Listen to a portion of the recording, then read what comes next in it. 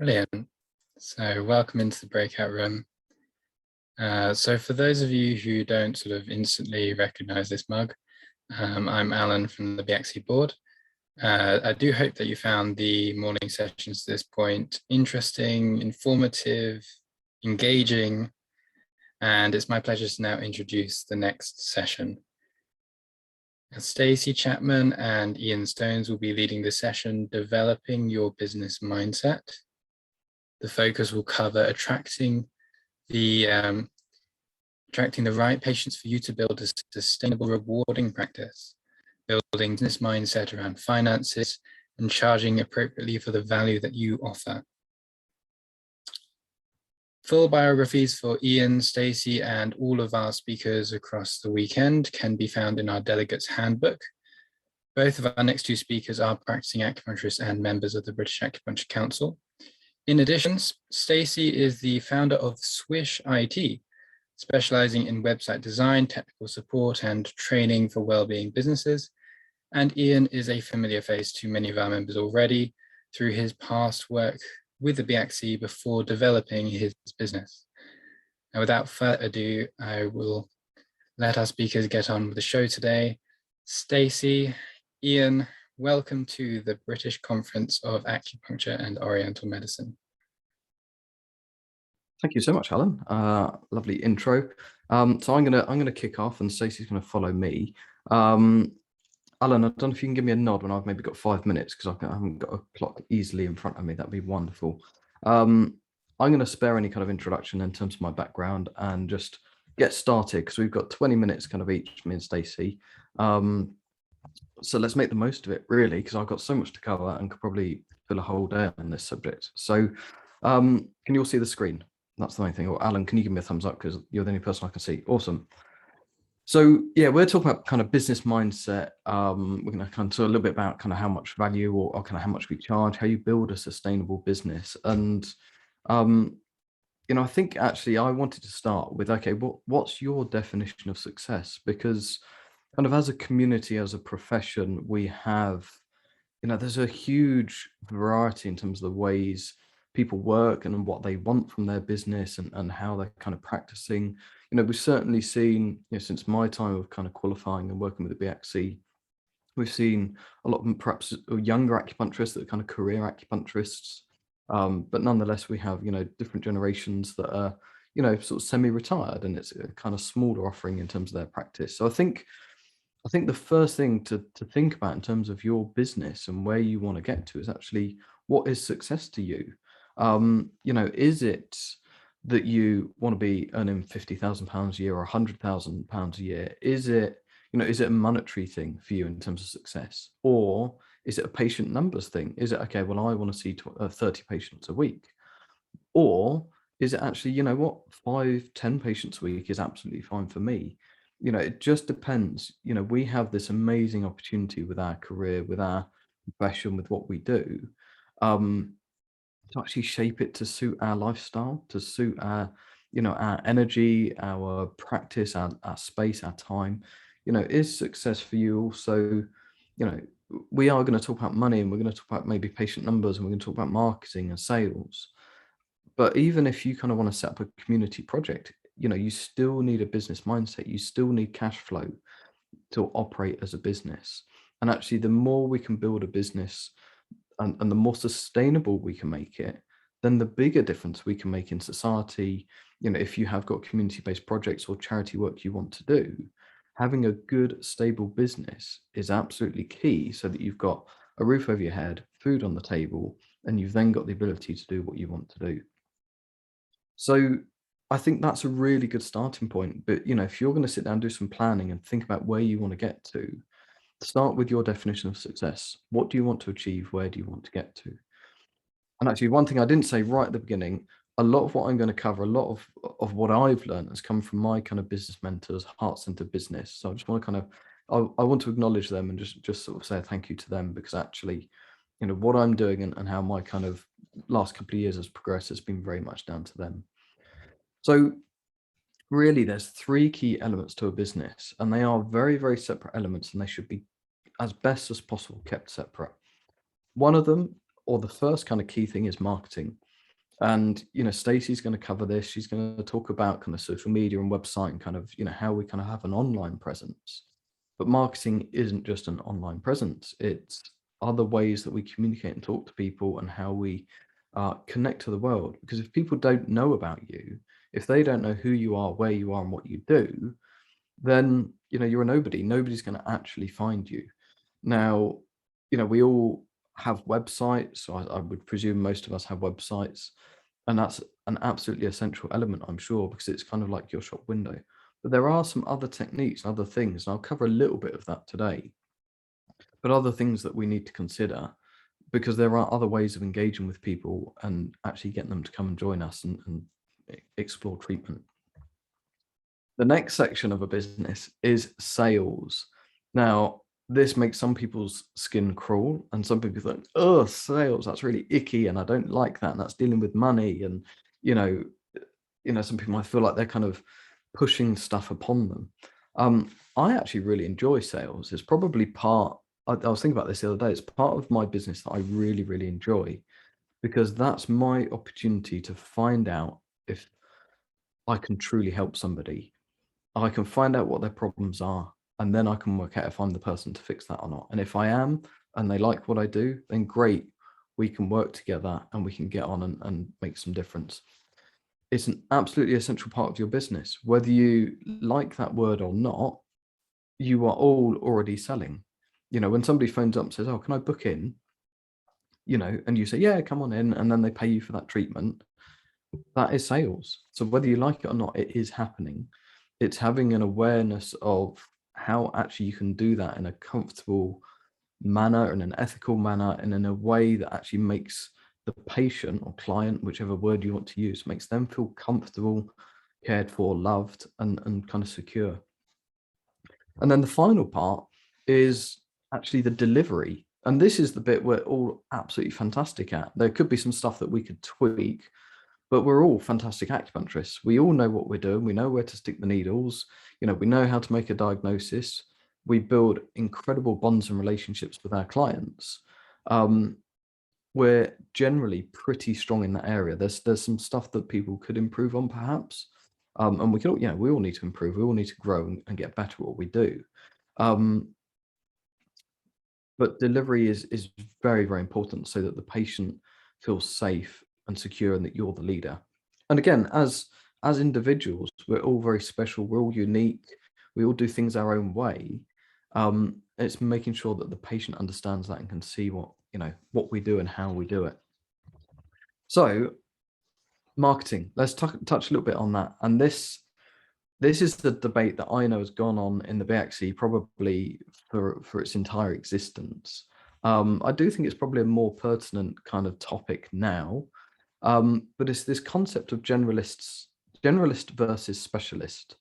And not everyone will agree with this, and I totally respect that and fully understand that. But there are pros and cons either side, I suppose.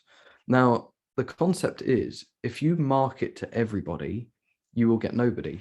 If you market to a very specific market, a very specific person, then you are going to stand out in the crowd. So if you line up 100 acupuncturists and they all say they're generalists, and somebody comes along and says, look, I've got migraines, yes, we could all help that. But if there's one person who said, actually, I'm a specialist in migraines, I've done X many courses, I've done this, that, the other, I've really researched this, that person is going to go for the specialist. Now, much as, I totally understand, of course, as an acupuncturist, that we can work with pretty much any client. The beauty of Chinese medicine, we don't need that label of Western medicine or of migraines or IBS or fertility, whatever it is. We don't need those labels, but the people that are looking for us are looking for a solution to a particular problem. So I personally feel that being a specialist is a really valuable part of building an established, successful practice. And actually, being a specialist leads to other opportunities. It helps you build credibility in both in the professional body, but also in the kind of public domain. You can build a reputation for being an expert in a certain area. And then actually, in terms of our kind of profession, actually that allows you then to be the go-to person. So actually, there are certain names in our profession that you think, I would go to this person or I would go to that person because they know their stuff. So that's quite valuable in terms of then developing other business income streams such as CPD training or books or seminars or what have you. So I actually personally think specialist is a really good way to go. And that doesn't mean though that you can't see other people. So although for me, some of you may know, I market as a fertility specialist, in particular a male fertility specialist. That doesn't mean I only see men with sperm issues. I have got, a 75-year-old woman at the moment with IBS. I've got a 60-year-old man who's HIV positive and wants general health care. I've got migraines, back pain. So being a specialist doesn't actually limit you, but it does enhance your reputation and your offering to the world. And people are then like, okay, I'm looking for a fertility expert. I'm looking for a migraine expert. There is that person. So I think what's really important is how we communicate that to people. How do we actually talk to the public? How do we talk to kind of potential clients to get that message out there? And just very quickly, I'm sure all of you will resonate with this conversation where you're out and about, you're chatting to somebody and maybe you're at a party or something or a networking event and somebody comes, hey, Ian, what do you do? And you tell them, say, I'm an acupuncturist. And they go, oh yeah, I had some of that for my knee and it didn't really work, or that's good for smoking, isn't it?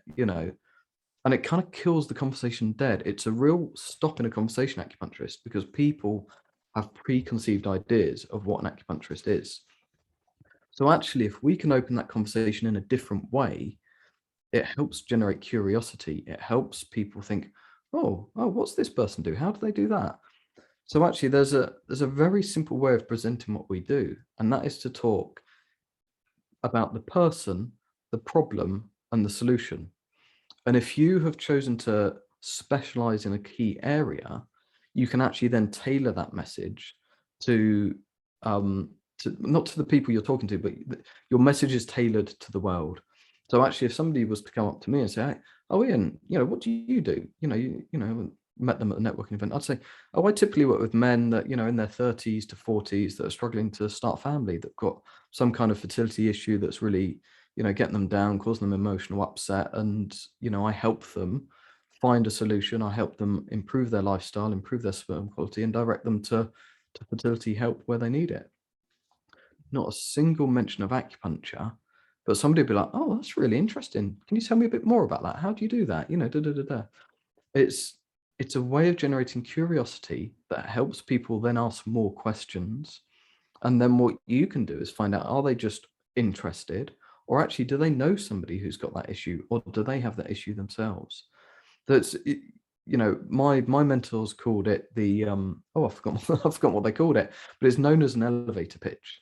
It's you've got 1 minute in an elevator with somebody, or maybe even 30 seconds, and they say, what do you do? And you've got to tell them what you do succinctly and accurately. And audio logo, that's what they called it. My mentors, an audio logo. It's your kind of logo, it's your kind of brand to the world. It's like, okay, this is me, this is who I work with, these are the problems, and this is the solution. And interestingly, people will always try and put you in a box. If you say you're an acupuncturist, they will have that preconceived idea and they'll put you in a box. And they will then have a very closed view of who you are and what you do. Is it 5 minutes already, Alan? Crikey. People don't care what you do until they know what you can do for them. And I think where this comes in really, really importantly is when you're out and about networking. So we're going to talk about Stacey's going to talk about websites and social media, which is a very valuable kind of platform. But actually getting out and building relationships and talking to people is actually one of the best ways to build a business, because you will become known as a specialist in a certain area. You will be the go-to guy or woman for fertility or migraines, whatever. But you also build relationships because people buy from people. So actually, if you go to regular networking events, you'll build some very strong relationships that will help you become the expert and a trusted person. So an important part, as I mentioned, so the second part is sales. I'm gonna have to speed up a little bit. This is about actually having a conversation with somebody, finding out what are their problems, what's the emotional impact of what's going on for them, how is this affecting their life, and then you identifying what you do and that actually that could be a solution for them. It's basically the chance to discover if you two are a match to work together. And I have people that I speak to that I could possibly help, but actually I know it's not my strength. So what I do is I refer them to somebody else. And then when somebody else comes along and says, I've got male factor infertility, can you help me? It's like, yes, definitely. Here's my system. This is how I work. This is what I do. And this is how I can help you in the problems I can solve. Then comes the question of, okay, well, how much is that going to cost? Now, for years and years and years, this is another one that's rumbled on. And I think, we have to establish, are we in a commodity market or a value market? A commodity market is people will run around trying to find the cheapest solution. That's your gas, your electricity, maybe your pint of milk or whatever it is. I personally don't think we should be in that market. We shouldn't be racing to the bottom. We need to actually establish what is the value that we offer to people. The price is what you pay, but the value is what you get. And that value for somebody is the solution of that problem. It is actually, I can make your back pain go away, and you are then going to be able to play with the grandkids, or you're then going to be able to work, or you're then going to be able to do that 5 kilometer run or that marathon. People will pay a lot more money when they perceive a greater value. And I think that's really, really important. So that's a subject in itself, to be honest. It's huge. So how do we increase value? I think you've got to think about other things that you can bring into your business, other ways that you can solve bigger problems for people. Can you incorporate a nutrition package with somebody? Can you bring in a bit of reflexology? Do you possibly sell some supplements? Do you produce some Chinese medicine leaflets or booklets? I have done a whole series of videos for my clients that they get. It increases the value and therefore they pay more. Then, so the last slide, the delivery. So how do we deliver what we do? And this is a really interesting thing to do, is actually mentally or physically walk through and make some notes. What's it like for a patient coming to your clinic? What's the view like? What's it like if you lie on your couch? Are there a load of cobwebs above the ceiling? Do they get pre-treatment information? Do you phone them before the treatment? Say, oh, do you know where you're going? This is what you need to bring. Do you phone them after their last treatment? Oh, sorry, after their first treatment to make sure they're okay? What resources, what information, how are you supporting them? How are you making them feel safe and feel like they're an extra special client? Because if you can do that, then the quality of care seems exceptionally high. And again, this is where you create value, but also that kind of trust, that relationship. And they're then far more likely to recommend you because you've delivered a very high level of service and a high level of care. And I think that's just so, so important. I think many of us do that, but there'll be little gaps. And you think, actually, these nice little touches of extra little phone calls or checking in with them after 6 months when they finished with you is a really nice little touch. And you start incorporate some of that, it will make a huge difference to your business. So that is an absolute whistle stop tour of, for me, the kind of key elements of a business. And I hope you found that useful, and that I finished on time. And yeah, any questions, pop them in the old chat and we'll answer them after Stacey's presentation. Thank you very much. Thanks, Ian. So just to fill everybody in, I'm going to then speak for 20 minutes and we'll talk a little bit more about the social media and your online presence, which hooks in very well to what Ian's just talked about and pick up some of those things. And then we're going to allow another 20 minutes so you can ask us both questions and we can talk through those. So I am an acupuncturist, and I also combined that with my technology background to help other wellbeing businesses with their online presence and their websites. So to start off, just to talk a little bit about my experience of being online, and a lot of the things that we're talking about today are your website and social media. And to be honest, I haven't done a load for myself on my on social media, because I found that by getting my website right, I get found by my ideal patients, by those ones that want to work with me, through them searching on Google. And when they come to my website, that they are then able to connect and to know that I'm the right person for them, filling in on some of the things that Ian's talked about there. And then social media comes up all the time when I'm talking to clients and to colleagues, and it really is a key part of what we're looking at. But when you think about social media and all of these different platforms that are out there. And the first thing that comes to mind is people just feeling completely overwhelmed. And when people say that they need to be on social, or why are they not on social, or how do we get these things online, what we want to think about is what's holding you back. So what's there on your mindset? What's stopping you from doing this? And what we'll often see is those emotions that come up, even for me, when I'm thinking about posting something on social media, that sense of fear, a little bit of worry, that idea of judgment of what other people might think. I might not know what I'm doing. I might be worried about the technology, posting it to people I don't want to see it. I might be angry at actually having to do this. Why do I even need to do this in the world? So there's a lot of emotions that are around. And one of the important things that I want you to know is that you're not alone. I was at a workshop over the last couple of days with a group of 12 women who all run their business, and the topic of social media and stuff came up. And every woman in that room, and some of them do an amazing job on social media, said that they have that sense of anxiety in their stomach before they're hitting the send button, before they're actually doing it. But that's okay, because we as acupuncturists are in a unique place. We have a lot of the tools that we use in our practice with our patients, in our own businesses, with the experience that we have, that we can then use those to help support ourselves to move forward with this online presence. So when you think about that anxiety, what would you explain to your patients? What tools would you add to their treatments that will help them move through their anxiety?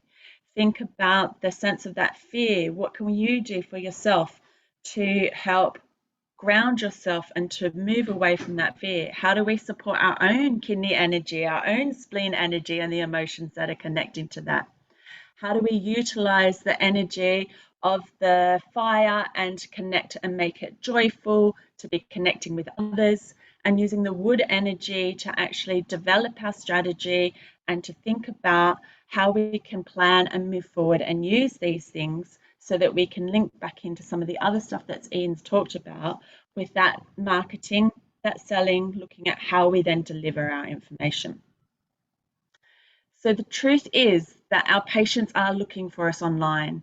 It is a really important part of where they're finding us. And a lot of people will say, well, actually, I get most of my patients by word of mouth. And that can often be true. It's true for me as well. But patients are not just grabbing, someone might refer you when they speak to you, oh yes, my mother had acupuncture and it really worked, you should try this acupuncturist. They're less likely to then just straight away pick up the phone. What they're likely to do is to then go online these days and have a look for your website to see what you look like, to see what your treatment room's like, to see whether you're the person for them, to see if there's any other recommendations on there. They might check out on social media. There's a lot of these local Facebook groups where people will ask for recommendations, and then they're going to reinforce that information with what they see about you online. So it is an important part for us to be there and to be looking professional, so where our patients are actually looking and searching for us. One of the other things to note is that other acupuncturists are also searching for acupuncturists. You remember for a small time that the website, the BAXI website, the practitioner search wasn't working before we had the new website up. And the amount of people that were posting in some of the Facebook groups about searching for the acupuncturists and finding people, we're always referring to somebody else in another part of the country. And often what we'll do, if someone, my mum's up in Scotland and she'd like to try acupuncture, can you recommend someone? I will use my local networks or people that I know, but I'll also go online and search and see who's a member of the Acupuncture Council and where are they located. So it is important for us to have a footprint online so that we can be found and be seen to be doing what we do.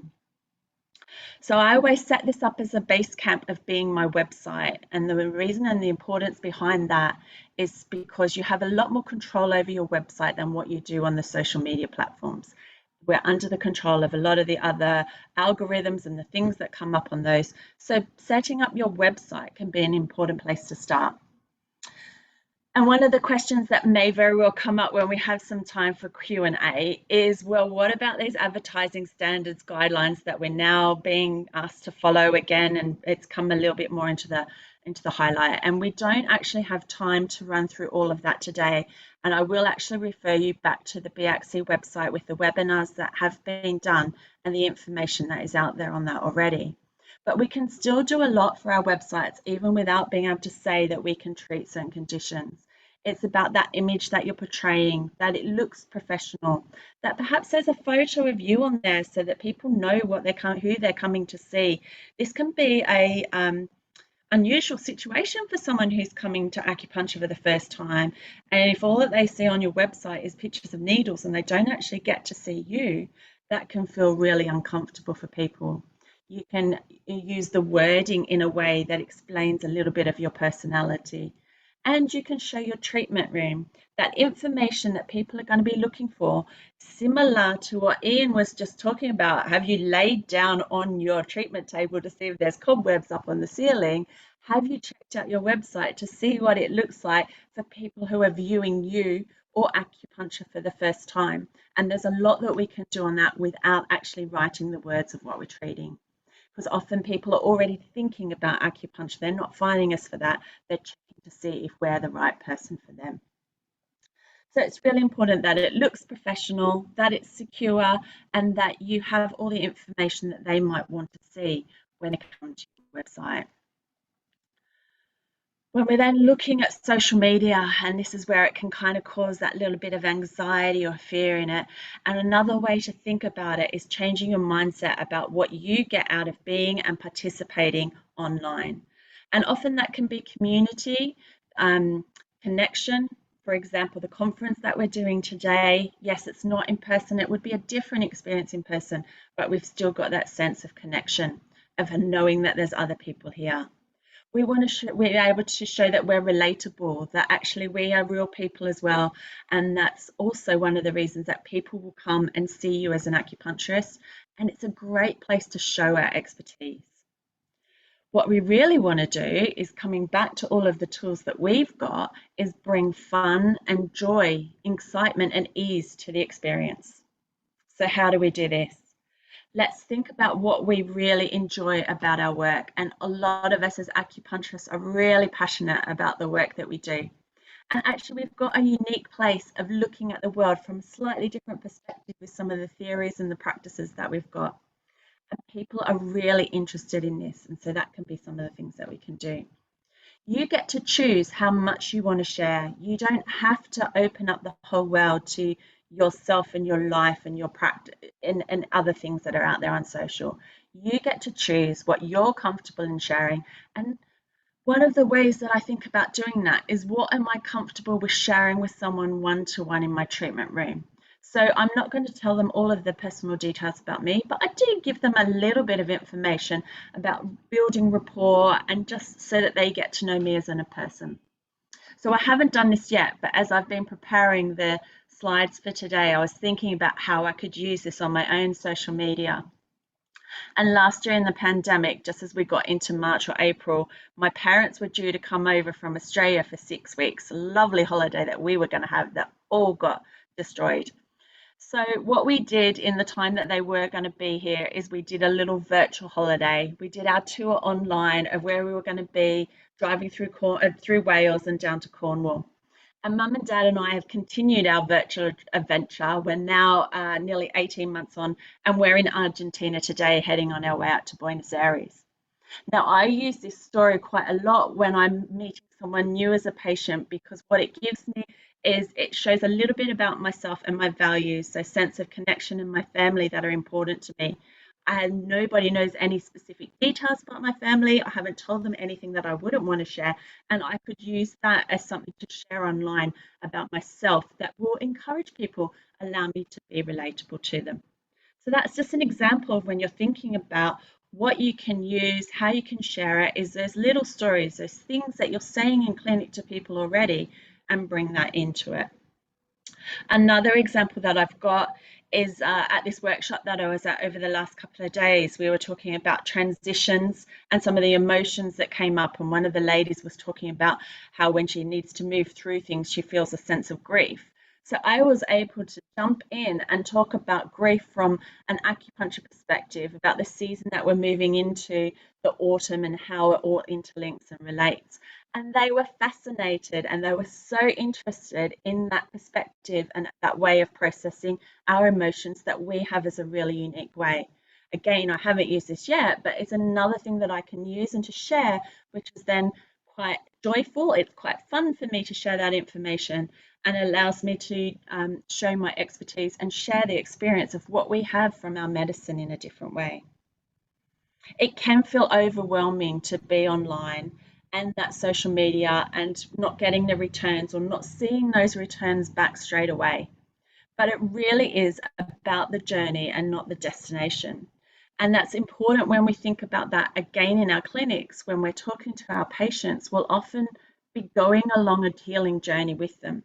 They very rarely get success in one treatment. We're encouraging them to come back through time and again to see that progress and the treatment.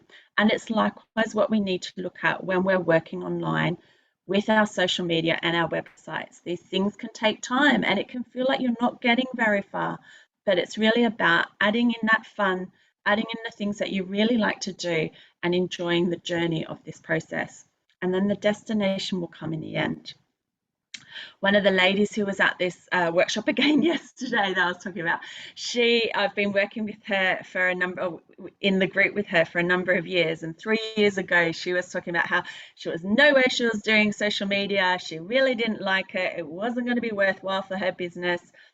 And then she's worked on her mindset and she's worked on that process and she's gone through and she's made changes and she's done it. And whilst we're in the workshop, she had a message through from a potential client. Now, this person hadn't actually ever liked a post. She'd never commented on it. She didn't recognize the name at all. But this lady had been following her and seeing what she'd been putting out there. And she had said, actually, I really like what you're doing. I'd really like to work with you. How do I do that? And this lady was able to then send her a reply straight away, straight to her website where she could book in a free call, and she's got that booked in for next week and starting to work with her.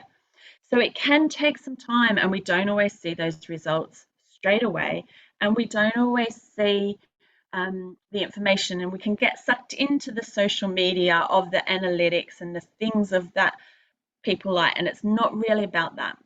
Coming back to what we know with our patients, that we don't always see those changes straight away, but we know those little things build on each other. Each treatment builds on each treatment, and we get to the solution that we're looking for. So one of my first things that I suggest if you're just getting started with social media and looking at your online presence is to forget about the metrics. Don't worry about the number of likes or comments or anything that you've got. Just think about the things that you enjoy doing about it, what you enjoy about your practice, and let it get started. And don't worry about this for now. You can do it later when you've got more confidence and that anxiety is eased. It's not quite as tight as what it might have been at the start. And then look at that. But for now, just get going and start.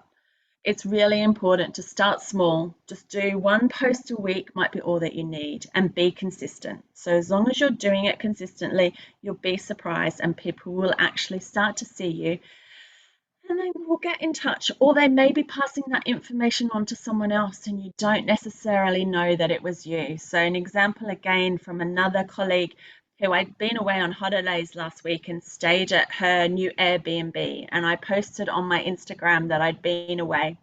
And she said to me, "Oh, Stacey, your friend's booked in." It's like, have they? Who was that? She mentioned a name and I went, oh, I don't know who that is.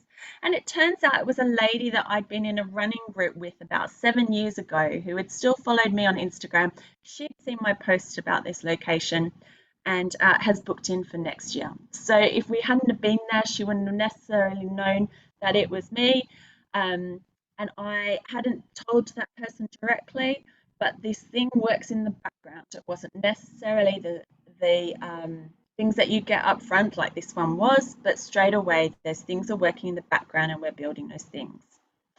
So that's essentially what I wanted to say today. So think about how you can bring some of the tools that we've got from our practice, recognize it as a healing journey, and look at how you can bring in your joy of your practice, make things fun to be able to do, and to use our own tools and techniques to get past that fear and the anxiety that may be stopping us from working online.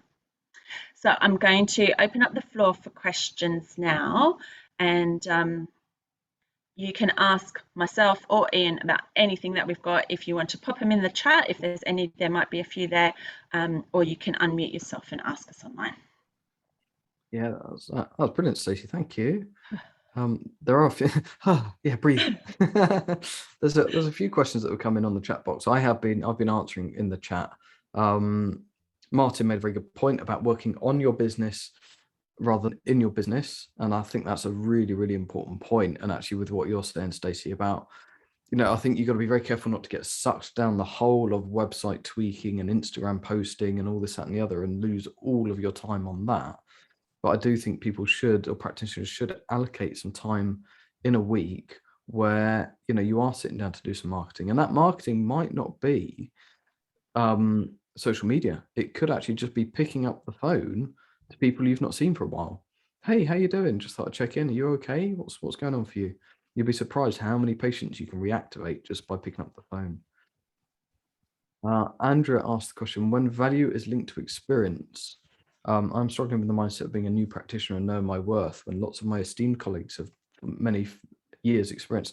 I think that's a really interesting one, because there is that kind of preconceived idea that experience kind of equals kind of value in some ways. But I do think there is a time, and I think I remember chatting to a practitioner about this, where potentially older practitioners get a bit long in the tooth and they get a little bit complacent. New practitioners, however, are in the books, they're keen, they're looking stuff up, they're researching stuff. So I think actually as a new practitioner, you can bring a whole load of value and enthusiasm and research that maybe a 25-year practitioner may not. That is possibly a sweeping generalization. That's not knocking any 25-year plus practitioners or whatever. But I don't think we should connect value to years of experience, because it's about the value that the patient gets. And that value that the patient gets is not based on how long you've been practicing. It's about what they get out of the treatment. And I think for any kind of new practitioners, that's what you need to work on. And that's what you need to connect with and understand is, okay, what does a patient get out of seeing you? What is your unique take on things? What's your unique approach? Do they get a beautiful box of tea, that you've put together thoughtfully for them? Do they get, like I say, these extra videos or resources? That's where the value comes from. And that's what people, and what they get then out of the treatment. That's what they're paying for, not how many years you've been practicing. Rachel asked the question, what is the best way to communicate specialist areas in terms of wording online, print, etc.? I was giving that some thought whilst Stacey was talking, and Stacey, you might want to add on this as well. I think actually, and this is hinting at ASA, which I think we probably want to avoid in this session.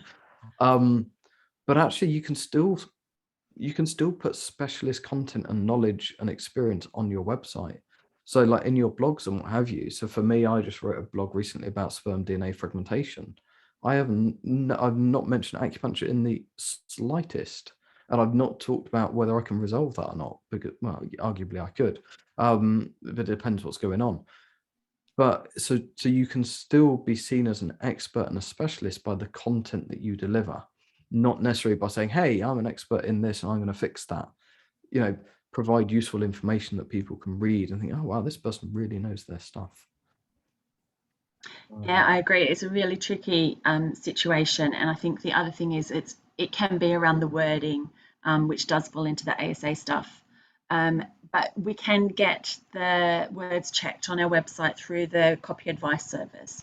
So there are ways of doing it. It may be even speaking to a copywriter who can help you do that, because it can be about the way that you present it, and then getting it approved is another way that you could do it. But what Ian has said is a good example there as well.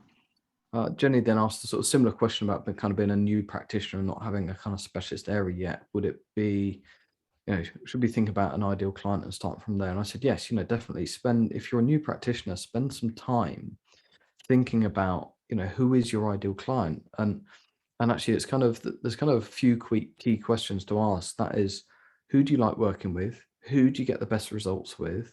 And who do you have fun with? And arguably also, who's going to pay you the money for the value that you're delivering? So actually the term my business mentors used to use was who pays you best, which is a bit of a weird one, but actually they are your best clients. They're the ones that don't quibble about the price. They actually see your value and they respect that, and they'll keep coming back. I don't think I'm outrageous in what I charge, but I'm certainly a lot more expensive than some of my local practitioners. And I have people that don't question it at all. They're quite happy paying, £700, £800, £900 for a 3-month acupuncture program, and then buying blocks of treatment, kind of about £70 of treatment. When you've really established that value, that strong connection with them, and they get you and you get them, they really don't question it. And for me, they are the best clients. Hi. Sorry, I'm Rajvi, a second year student at the Acupuncture Academy. I had my hand raised to ask a question. Sorry, missed that. No, it's okay. It was just a couple of things. In terms of like that commodity versus value again, how do you ensure that, or how do you make your treatment accessible to people from low socioeconomic groups?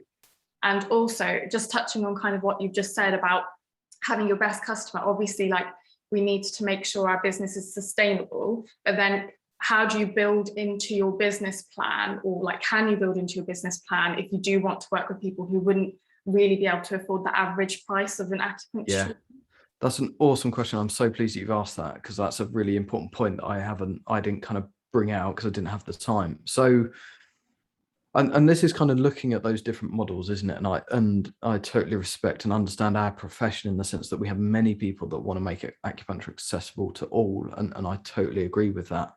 Now, if you can build a sustainable, profitable business that will keep you fed, watered, keep a roof over your head, because whether we like it or not, we all need money. It's an essential part of life. If you can build that side of your business and get it strong and sustainable, it will free up time for you to do other stuff. I've been able to offer more discounts and help more people out now that I'm charging more and have a kind of stronger base in terms of my business. And I do some charity work with Fertility Network UK. I put a lot of time into them. And, so you could easily have it depends, like I said, it depends what model you're going to go for. If you're going to go for high value, low volume patients, so, you're charging quite a lot and not seeing many, does that then free you up another day to go and work in a multi-bed clinic or to set up your own kind of community project? If actually you've got good money coming in, then actually it does free up time to do something else. I think it's really, really good question, and worth thinking about. And sorry, just quickly, can I just ask another quick one? Sorry, do you ever feel like a little bit like morally torn, or kind of like the ethics of like what will people think if a patient finds out you're like charging less to somebody else and you're just charging more elsewhere?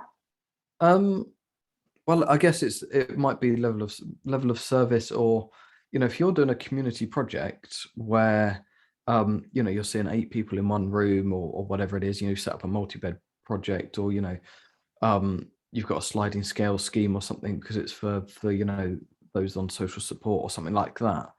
I think it's a very different offering to the value that you might offer in a kind of high worth kind of clinic. I think you've just got to. It's a really good question. It's a good thought process. I think you've got to decide how you differentiate between those two.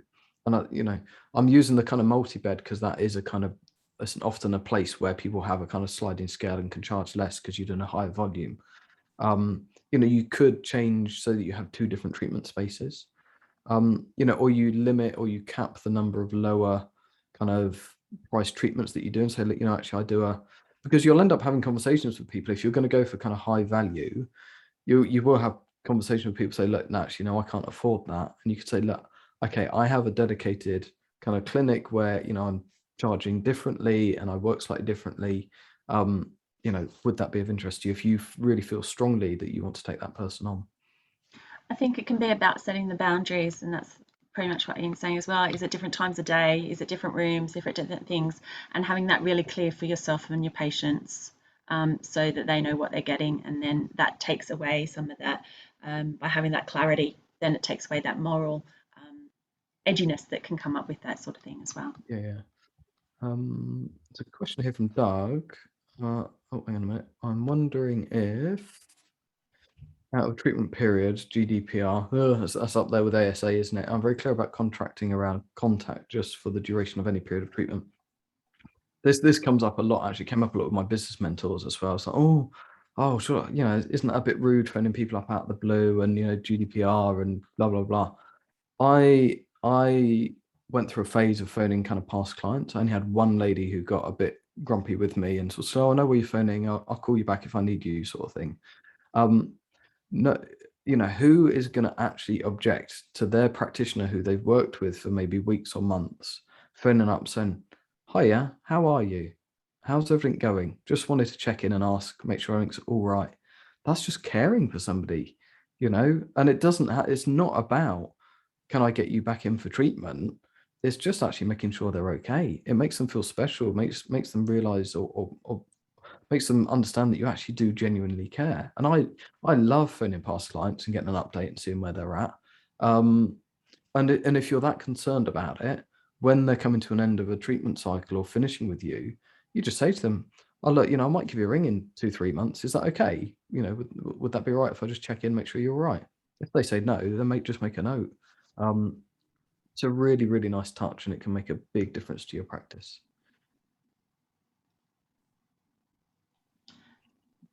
How are we doing on time? We've got there's one more. time. There's another question here from Anna Maria Peacock who says she really hates Facebook, finding it dangerous and not trusting it. And is there any answer to that?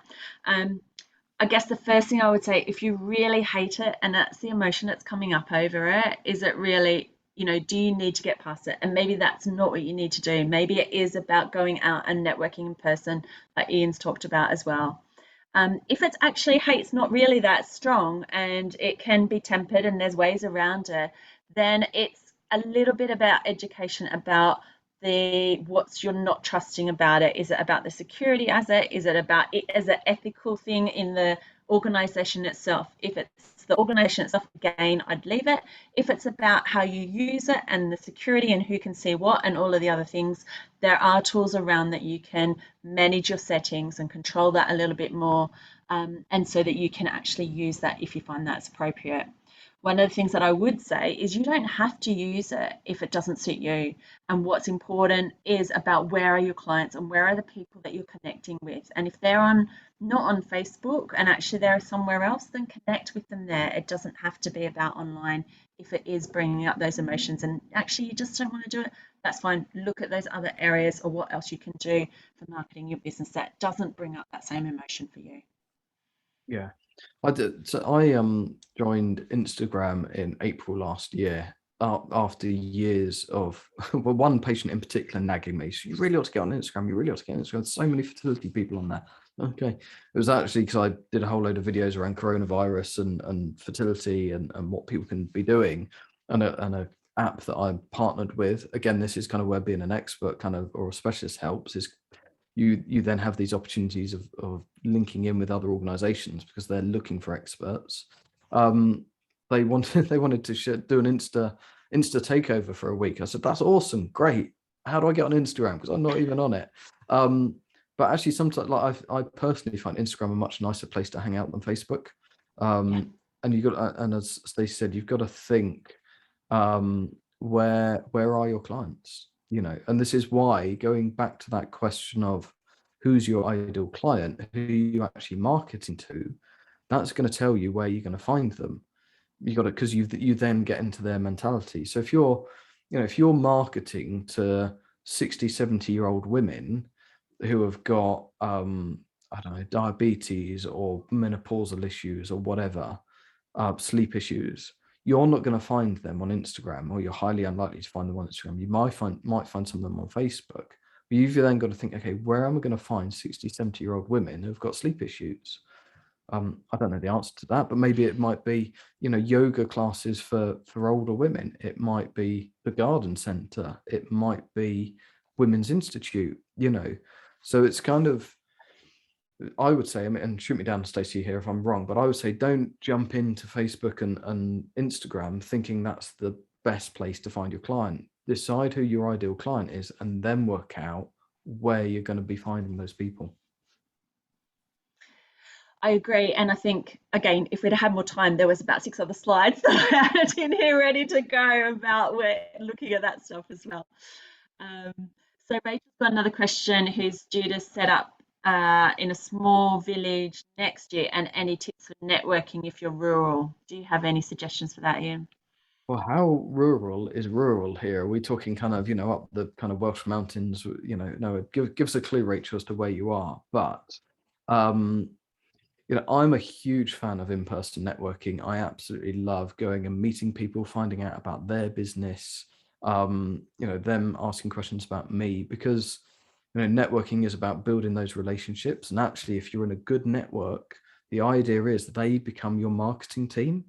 They are the people that say, oh, I met this amazing chap last week. He's some kind of specialist in sperm, would you believe? And he was telling me all these fascinating facts, So good networking is really, really important in terms of actually building that reputation and then becoming your marketing team. Of course, I've asked that question, Rachel, and I have no idea where north of Lichfield is or East Staffordshire. But I would say try and find some local groups that you can actually go to, some interest groups or some, maybe some coffee mornings, things like that. But there's lots of formal networking events out there, which some people will absolutely despise, and some people will be fine with. So you've got your BNI, you've got 4N. There's one called Mumpreneurs Networking Club, which used to be down here on the South Coast, now called My Networking Club. And a lot of these are now online as well. So you never know who people will know. So I think kind of look at other kind of groups and interest groups and networks in your area. And, don't be afraid to travel a little bit, because people will be willing to travel to you. And can I just add something else in? And then I know we've got another question there. Rachel, the other thing I would say is, what other things do you enjoy doing? Because although that's a really big part of it, is those formal networking groups. When you're looking at the village, what are the other ways of networking, which is just meeting people? The example that I gave earlier is I joined a running club about 2 years after practicing, to meet more people locally. And again, they're still on Facebook. They weren't direct referrals, but it does still work that way, that I know those people locally and in the village, and that sort of rural aspect of just getting to know more people, doing things that you enjoy, and you'll naturally talk about the things that you do as well, is a second way of doing that too. That's a great point, actually, Stacey. And that's again where an audio logo or good elevator pitch comes in really valuable, because they're the sort of events, if you just go to a yoga class because you enjoy yoga, where somebody says, oh, what do you do? Oh, well, I typically work with, or I specialize in, or I look after.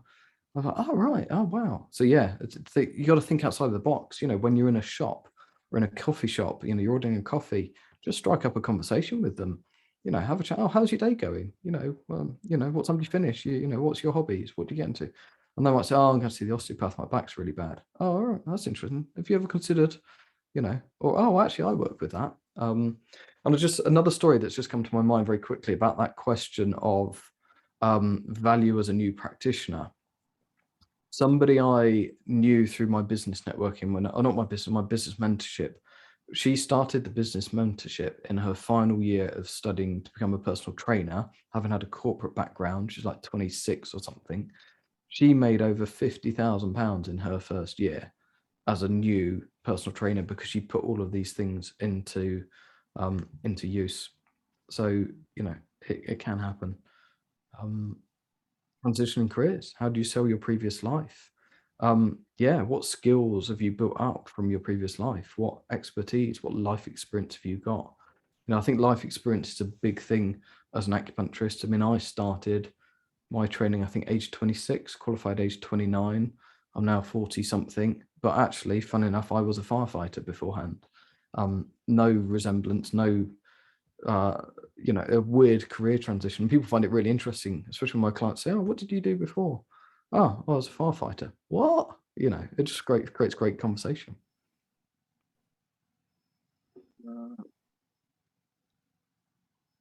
Right, and then Jenny had another question about where to direct for more help on setting up your business, any books or websites. There's a lot of information out there, Jenny. If you want to email, I think I could give you some more specifics. It's kind of asking them questions, but I think one of the things that probably both Ian and I would say that can be also helpful about setting up your business is getting support from a coach or a mentor as well. I know that that's been really great for me, and you know, it builds in so many different ways that can be a good way. And there's a lot of small business coaching packages, and a lot run through your local council area. Often they'll have new business startups that you get grants for and things like that as well, which can be a good place to start. Yeah, and Catherine mentioned that in the chat box. She said some local council run sessions on business setup. A lot of local authorities will do that. It's kind of part of their funding from government, like kind of new business initiatives.